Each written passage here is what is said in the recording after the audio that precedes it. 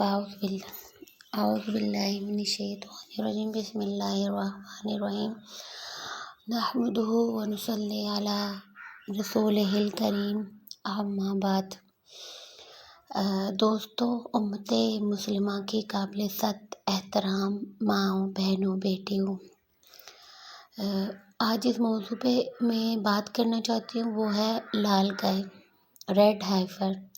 سرخ بچھڑا۔ فلسطین کے حالات جیسے ہیں یا جو چل رہے ہیں اور جس قدر خطرناک وہ حالات چل رہے ہیں، ان کی سنگینی ہمارے لیے مزید جو ہے وہ بڑھ رہی ہے۔ جب ہمیں عجیب اور غریب قسم کی خبریں ملتی ہیں یا عجیب اور غریب قسم کے فتنوں کی خبریں ملتی ہیں، اور وہ جو ان میں افواہیں ہوتی ہیں زیادہ تر وہ من گھڑت باتیں ہوتی ہیں، کیونکہ یہود اور نصارہ جو ہیں، زیادہ تر یہود کا حصہ زیادہ جاتا ہے کہ ان لوگوں نے اپنی ساری زندگی اور اللہ تعالیٰ کے رسول جو بھیجے اللہ تعالیٰ نے، ان کے اوپر تہمتیں لگانا، افواہیں، من گھڑت باتیں بہت ہوتی ہیں، تو وہ اب بعض اوقات ہمارے حوصلے پست کر دیتی ہیں۔ ان کی جتنی بھی باتیں افواہیں اڑ رہی ہیں، انہی میں سے اب آج کل یہ خبر چل رہی ہے کہ یہود نے ایسی 4 گائیں تلاش کر لی ہیں جو پوری کی پوری سرخ رنگ کی ہیں، کوئی داغ دھبا ان میں سفید رنگ کا یا کالے رنگ کا نہیں ہے، اور ایسی گائے جب ان کو مل جائے گی تو یہ اس بات کا اعلان ہوگا کہ اب بیت المقدس کی تباہی، مسجد اقصیٰ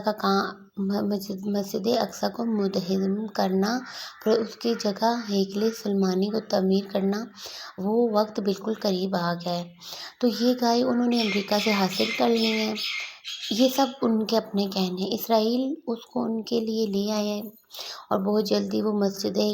اقصیٰ کے پاس جبل زیتون پہ ان کو جلا دیں گے، پھر وہ اپنی رسم کے مطابق ان کو قربان کریں گے۔ اس کے بعد ان کے وہ چند کچھ لوگ ہوں گے جو اس سے نہائیں گے اور پھر وہ پاک ہو جائیں گے، اور اس کے بعد جب وہ پاک ہوں گے تو پھر وہ بنیاد رکھیں گے مسجد اقصیٰ کو ہٹا کے ہیکل سلیمانی کی۔ تو یہ کام بڑی جلدی ہو جائے گا، اس کے لیے انہوں نے 8 اپریل کا وقت دیا ہوا تھا۔ تو اس وجہ سے سب مسلمان کافی پریشان تھے اور پوچھ رہے ہیں علماء سے، تو پھر علماء نے اس بات کا جواب دیا جو کہ میں آپ کے پیش خدمت رکھ رہی ہوں۔ اور کچھ لوگوں نے جو ہے ڈاکٹر اسرار صاحب مرحوم کی ایک بات کا حوالہ بھی دے رہے ہیں، اور کلپ اور ریکارڈنگ جو وہ چلا رہے ہیں کہ مسجد اقصیٰ تباہ کر دی جائے گی، مسمار کر دی جائے گی، وغیرہ وغیرہ۔ تو پہلے میں ڈاکٹر صاحب والی بات کا ذکر کر دیتی ہوں کہ ایسی کوئی ریکارڈنگ یا کوئی تحریر جو ہے علماء نے کہا ہے کہ ان کے مطابق موجود نہیں ہے، جس میں انہوں نے یہ کہا ہو کہ یہ وقت بھی آئے گا کہ مسجد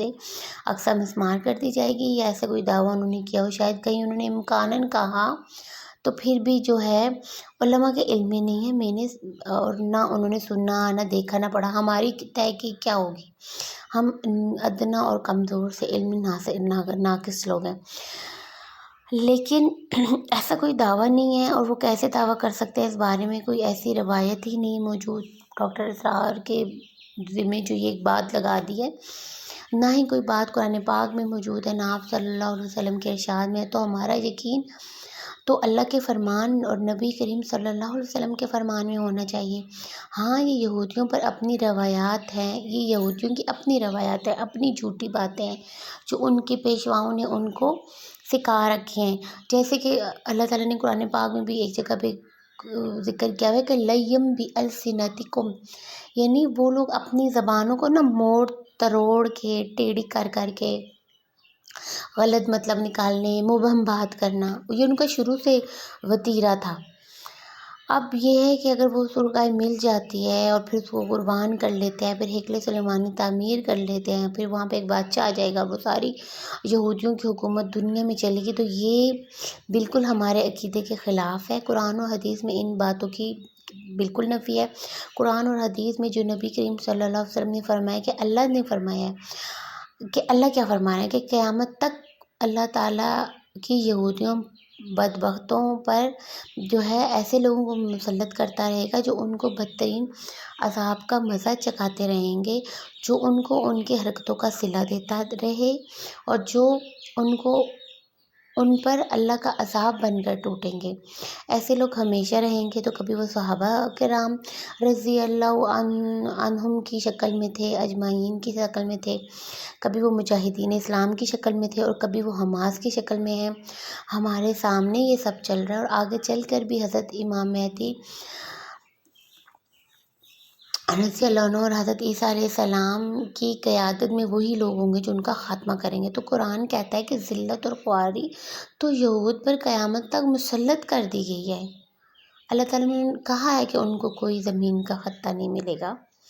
ذلت اور خواری مسلط کر دی گئی ہے، جہاں کہیں بھی ہوں گے، دنیا کی جس خطے میں بھی ہوں گے، جس حالت میں بھی ہوں گے، بکھرے ہوئے ہوں گے، وہ مجتمع نہیں ہوں گے۔ یعنی کہ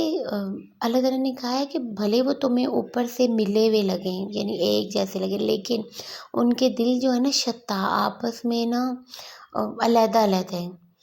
چاہے کہ وہ دنیا کی سب سے بڑی اکانومی بن جائیں، سب سے بڑی معاشی طاقت بن جائیں، لیکن ذلت اور خواری میں وہ رہیں گے۔ تو ان کی ٹیپ ٹاپ سے دیکھ کر کہ جناب تو بڑے مزے میں اور بڑے پر اعتماد ہیں، تو اندر سے تو وہ انتہائی کھوکھلے ہیں۔ اللہ تعالیٰ فرماتے ہیں کہ آپس کے اختلافات اتنے زیادہ ہیں، اس کی آیت بھی میں آگے پڑھ دوں گی، بلکہ پڑھ چکی ہوں، کہ وہ آپس میں ایک صف میں کھڑے ہوئے ہیں، ان کے دل آپس میں ٹوٹے ہی ہوئے ہیں، تو کوئی گھبرانے کی بات ہی نہیں ہے، کوئی پریشانی کی بات ہی نہیں ہے۔ یہ جو گائے والا، لال گائے والا مسئلہ ہے، خام خواہ کا ایک ڈھکوسلا ہے، سرخ گائے پوری دنیا میں ہم نے دیکھی ہیں اور کتنی ہی بار دیکھی ہیں، تو درجنوں دیکھی ہوں گی، تو ایسی گائے کوئی عجوبہ نہیں ہے کہ اس کا ملنا ناممکن، اور صدیوں میں تھی ہی نہیں، اور اب پیدا ہو گئی ہے، اور اب وہ آئیں گے اس کو ذبح کریں گے 4,000۔ ان کے لیے 4 سے 5 یا 10 گائے ذبح کرنا کون سی بڑی بات ہے؟ انہوں نے ہزاروں کی 35,000 مرد بچے قتل کر دیے ہیں، تو یہ 4 5 6 10 جتنی بھی گائے ہیں، چاہے 50 گائے ہیں، ان کے ہاتھوں سے اگر کٹ بھی جاتی ہیں یا ان کو جلا بھی دیتے ہیں، ان سے نہا بھی لیتے ہیں، تو